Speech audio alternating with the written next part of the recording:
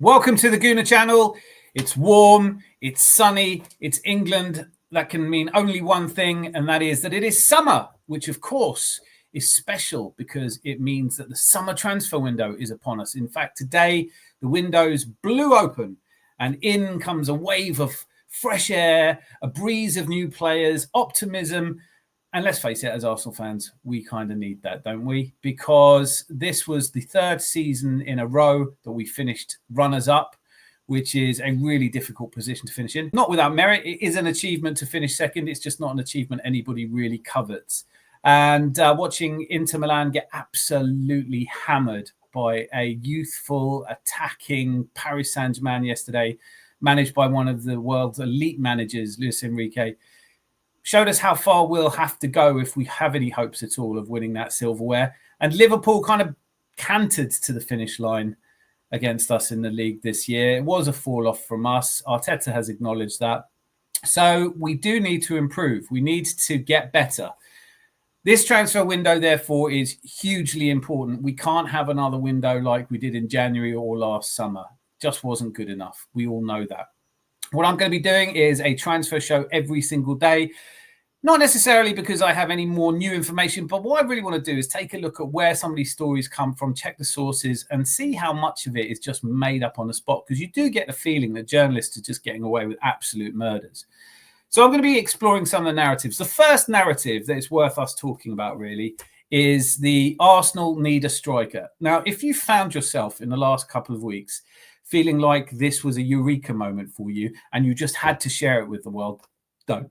We're all there. Everyone's known this for ages. Where have you been? Of course, Arsenal need a striker. Since Arteta joined, we've signed Gabi Jesus. I'm not counting Kai Havertz because it's not clear he was signed as a striker, and he isn't the textbook striker that you would expect a team to have at least one of. I know Gabi Jesus was electric when he joined, but his injury in the World Cup and his injury this season, just when we needed him most, you've got to say he's injury prone at this point. At least he's suffered with injuries enough that we haven't seen anything like the best of him. And you can't build your hopes around him coming back and leading us to a title challenge. So we do need a striker. That's been established. It's not worth mentioning again. And I'm not going to keep talking about it this transfer window. Trust me.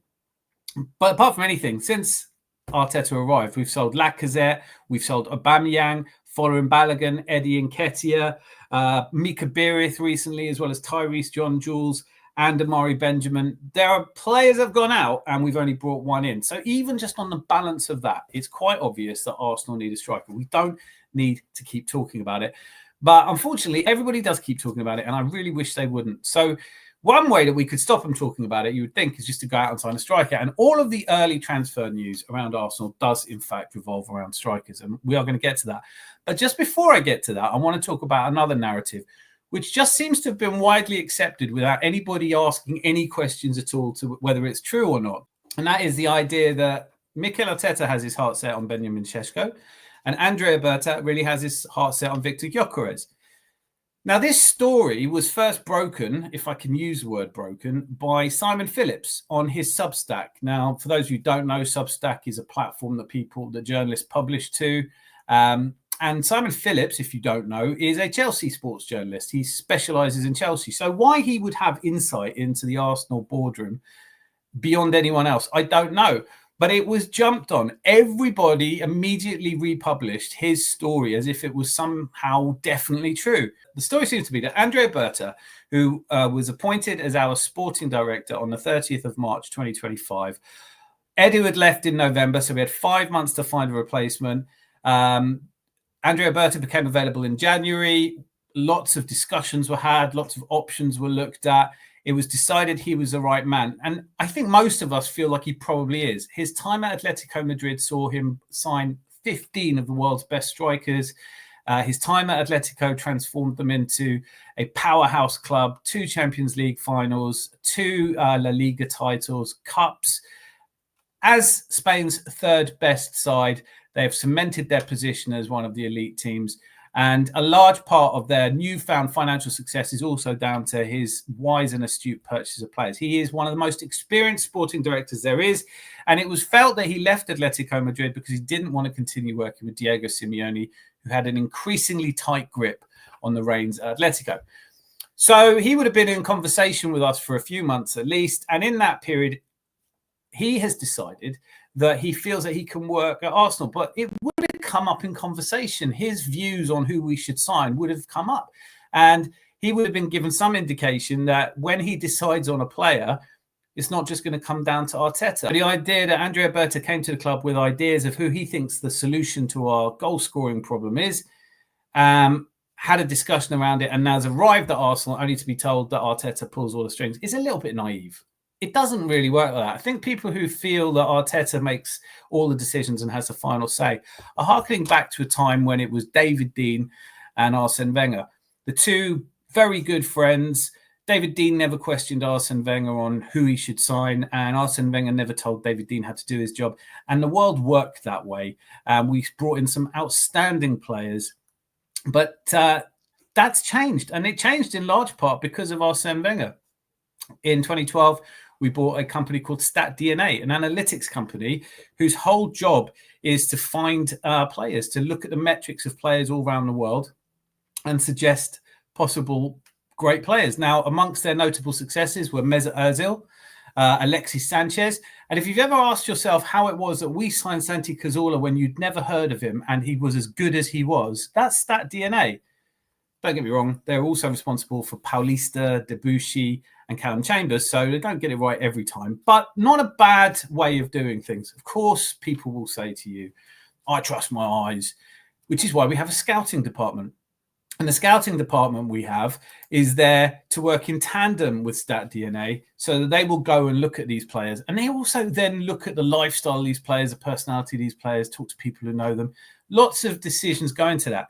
That is the sporting director's remit. He oversees the overall transfer strategy, and he coordinates the scouting and the analytics.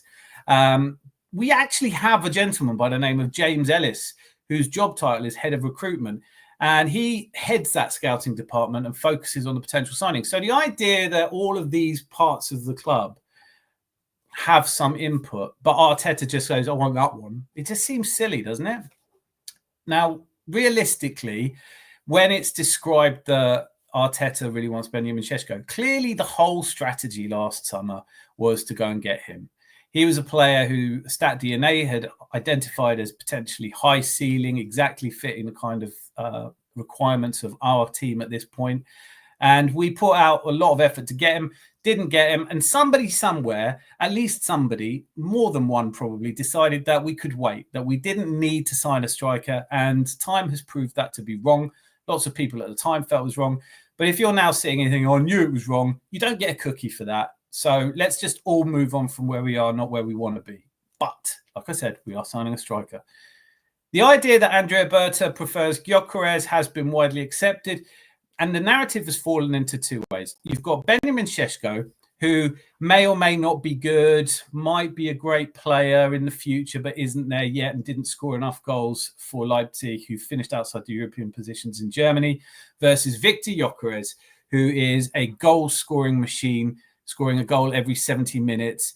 Andrea Berta wants to bring him in because he'll definitely hit the ground running. But Mikel Arteta is somehow more interested in buying a project player, even though the one person whose job is very definitely on the line,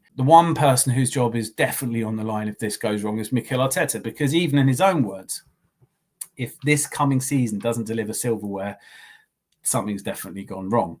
And he will take the blame for that. That's the manager's job. For me, this has never really seemed realistic. It just doesn't seem realistic that Arteta, with so much more to lose, would be arguing for the player who may or may not be a good player.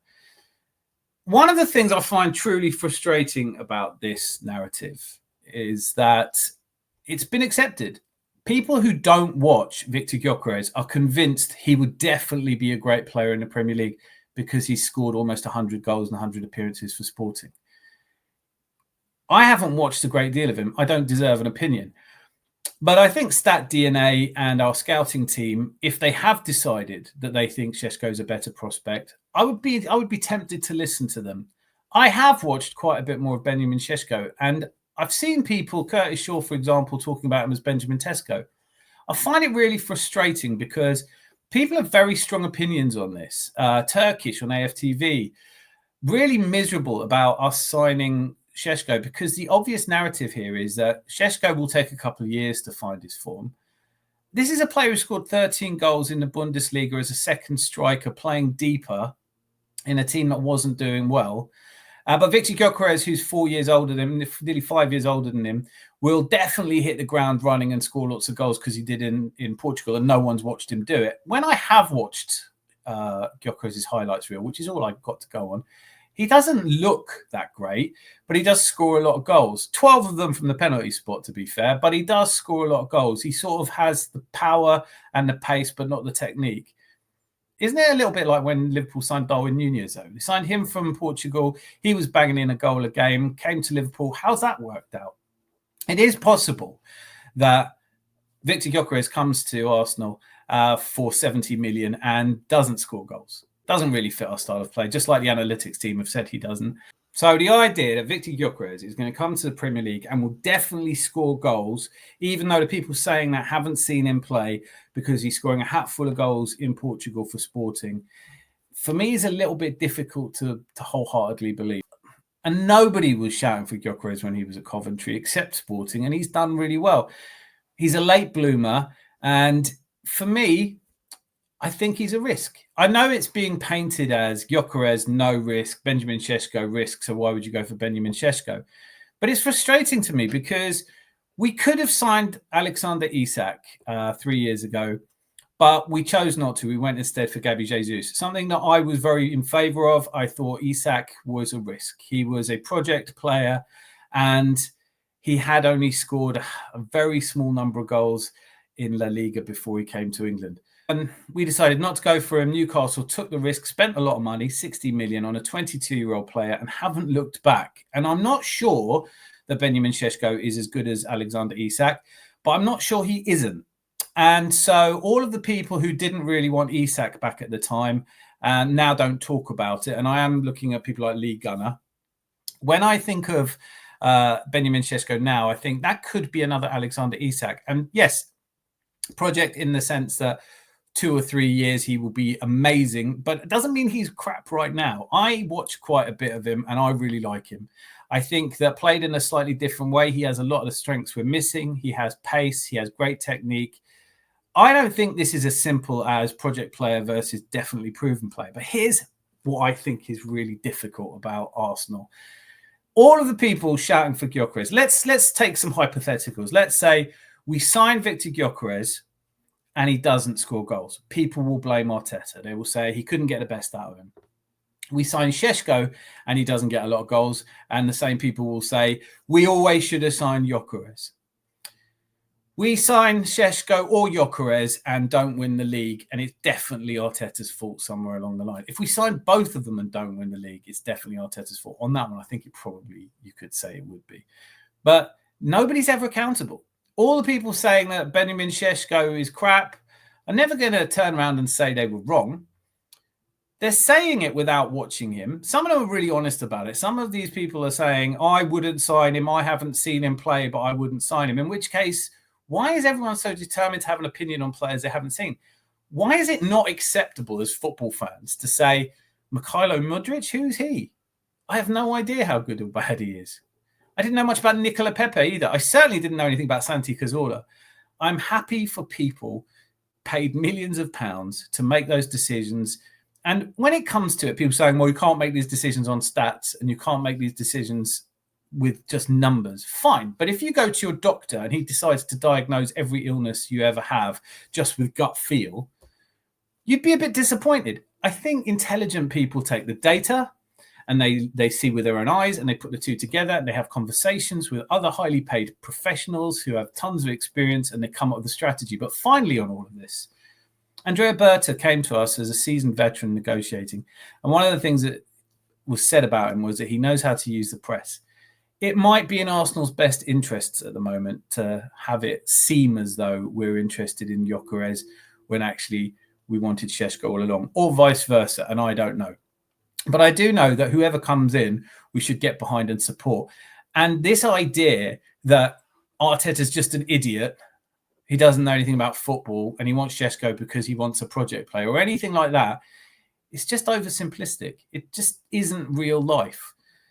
The Cronkies do not employ Richard Garlick to do all the transfer negotiating, James Ellis to head the recruitment analytics teams, Andrea Berta to oversee the entire project, and Mikel Arteta, just so that Mikel Arteta makes all the decisions.